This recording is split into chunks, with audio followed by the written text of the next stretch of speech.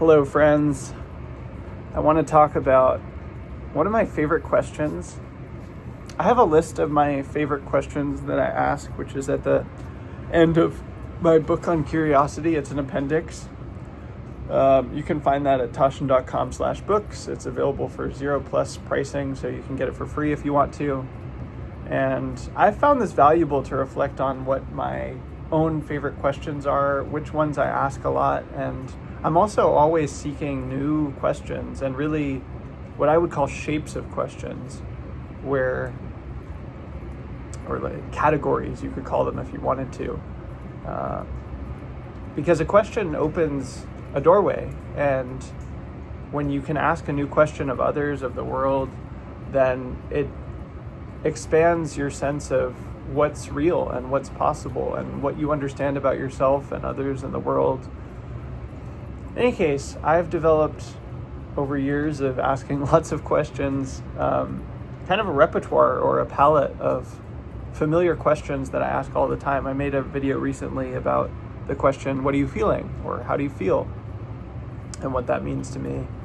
And I want to talk about a very specific question that is sort of the opposite in simplicity of that question, how do you feel? Where it's a much more specific question and has a very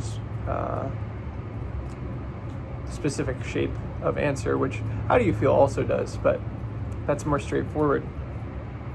In any case, I sometimes bump over myself asking this question.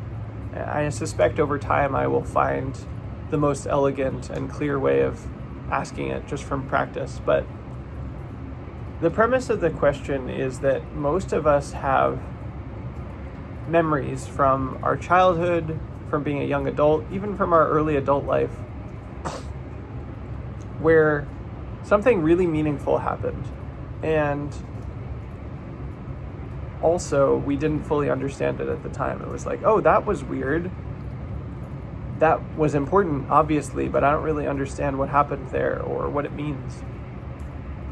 And then over time, as you reflect back on it, as you learn more about yourself and your life, you realize, oh yeah, that was an important event. That was an important moment. That was a significant chapter because of the larger context. Oh, and it's really about self-knowledge. Oh, I understand myself better because of that happening. I was shining in that moment. I was showing my whole self.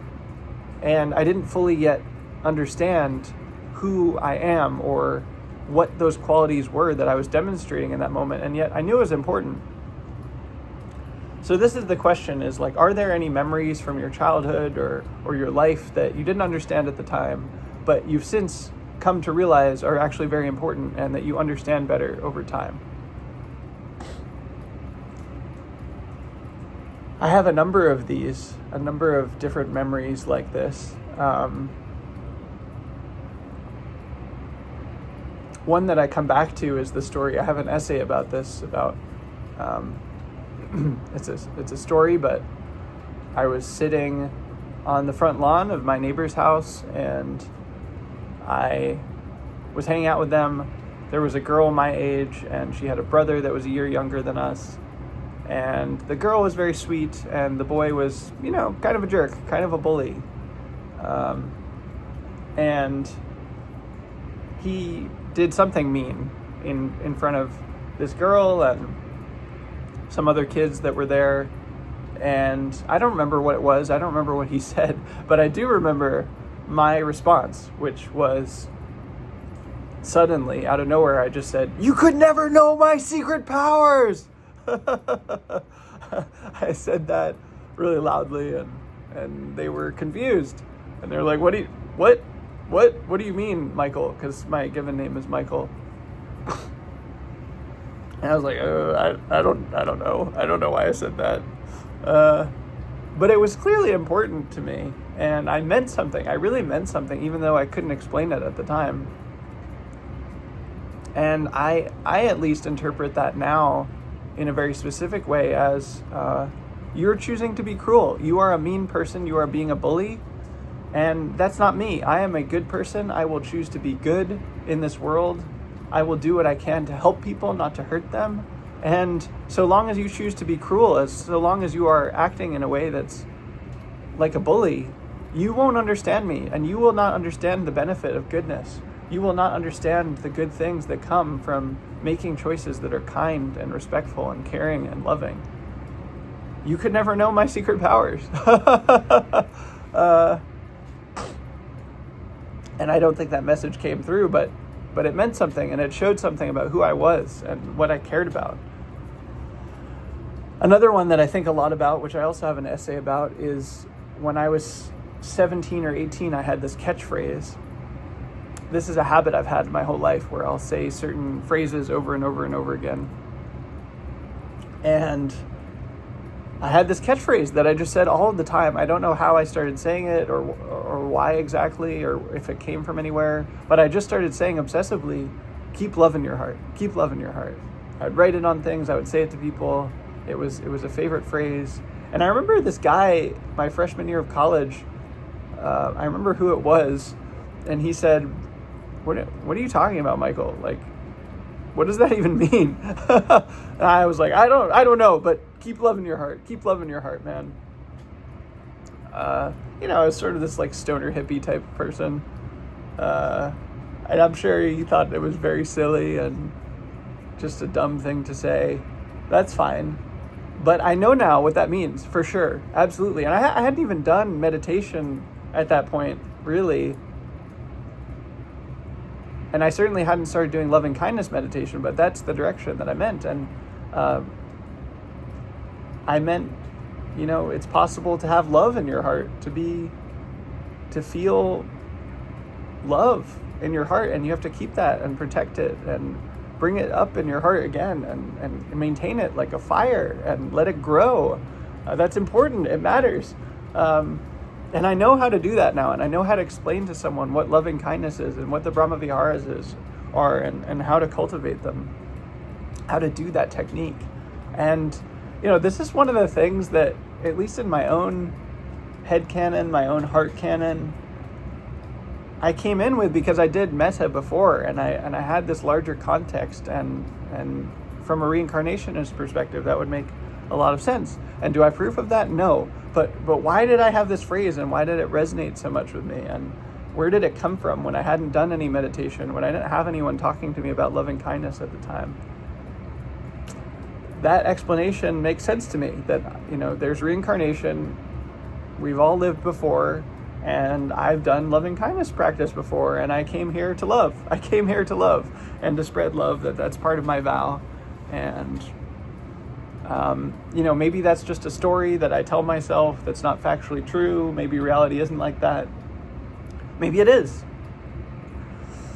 We'll see. I mean, we'll find out when we die, I guess. Or maybe I will attain such depth in my meditation practice that I can have direct access to memories of past lives, which the Buddha claimed that you could. So far, I am impoverished in my meditation practice. I can follow my breath just a little bit sometimes. I can have a little bit of love in my heart sometimes. I'm enjoying self-parody as a treat. But yeah, zooming out, I love this question, and I love knowing about people, and I think over time we learn about ourselves, and things that happened early in our life start to make sense.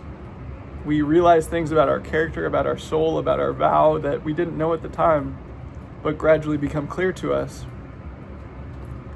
I've been finding it useful to think of our lives in terms of 3 acts, where there's act 1, which is kind of your childhood, your youth, being a teenager, also your 20s, really. Like, even though you're an adult at that point in our society, you're still figuring out who you are and what you're here to do.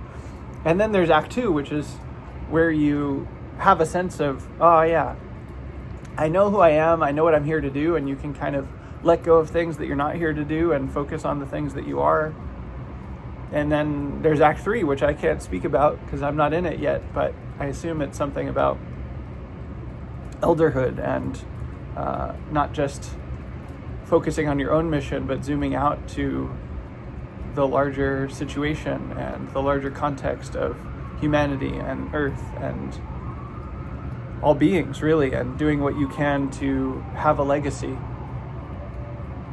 I've been finding that frame very helpful, and this is a question that helps elucidate Act 1 and move you into Act 2.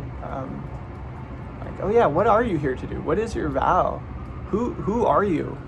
What are your qualities? What are the characteristics that your soul has that you're trying to bring out into the world that maybe you didn't understand at first, but over time you're starting to understand better?